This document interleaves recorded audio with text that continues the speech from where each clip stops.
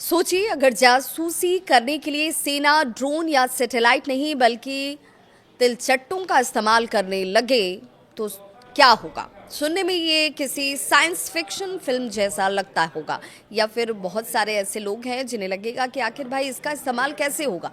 लेकिन जर्मनी में वैज्ञानिक सचमुच कॉकरोच को रोबोट के तौर पर बदलने की तकनीक पर काम कर रहे हैं। नमस्कार, मैं आपके साथ विभा उपाध्याय और आप देख रहे हैं न्यूज़ 18 बिहार झारखंड का डिजिटल प्लेटफॉर्म।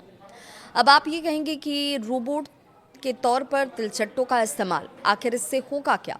आखिर ये टेक्नोलॉजी क्या है? दरअसल जर्मनी की स्टार्टअप कंपनी है स्वार्म बायोटेक्टिक। एक ऐसी तकनीक विकसित ये कंपनी कर रही है जिसमें असली कॉकरोच के ऊपर छोटे छोटे इलेक्ट्रॉनिक बैकपैक लगाए जा रहे हैं। इन बैकपैक में कैमरा, सेंसर, कम्युनिकेशन सिस्टम्स जैसे उपकरण लगे होते हैं। इन्हीं की मदद से ये छोटे छोटे कीड़े दुश्मन के इलाके में जाकर जानकारी इकट्ठा कर सकते हैं।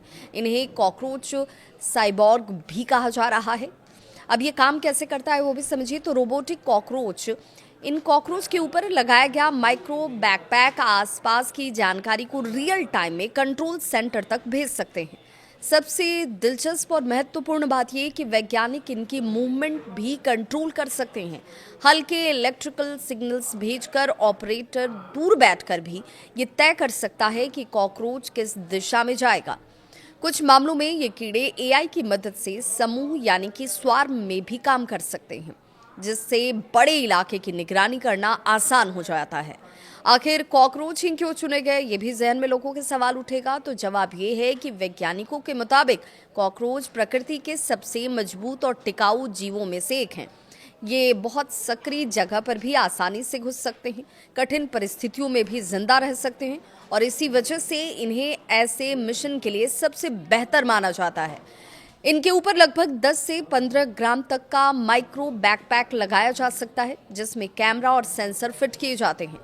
जासूसी ही नहीं, रेस्क्यू मिशन में भी उपयोग के तौर पर इसका तकनीक सिर्फ इसलिए नहीं इस्तेमाल हो रहा है क्योंकि सैन्य जासूसी में ही इसकी ज़रूरत होगी आने वाले वक्त में। बताया ये भी जा रहा है, वैज्ञानिकों का ये मानना है कि भूकंप या फिर किसी बड़े हादसे के बाद ढह गई इमारतों में फंसे लोगों को खोजने में भी इन रोबोटिक कॉकरोच का इस्तेमाल किया जा सकता है। ये उन जगहों तक पहुंच सकते हैं जहां इंसान या फिर बड़े रोबोट नहीं पहुंच पाते।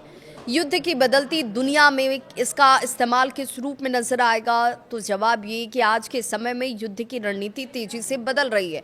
ड्रोन हो, एआई हो, रोबोट हो, पहले ही युद्ध का हिस्सा बन चुके हैं और अब बायो रोबोटिक्स यानी कि जैविक रोबोट को भविष्य की असली बड़ी सैन्य तकनीक माना जा रहा है।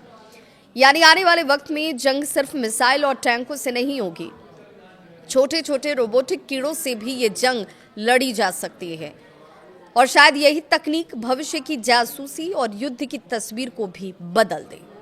इसे लेकर आपकी क्या है राय, जरूर साझा करें।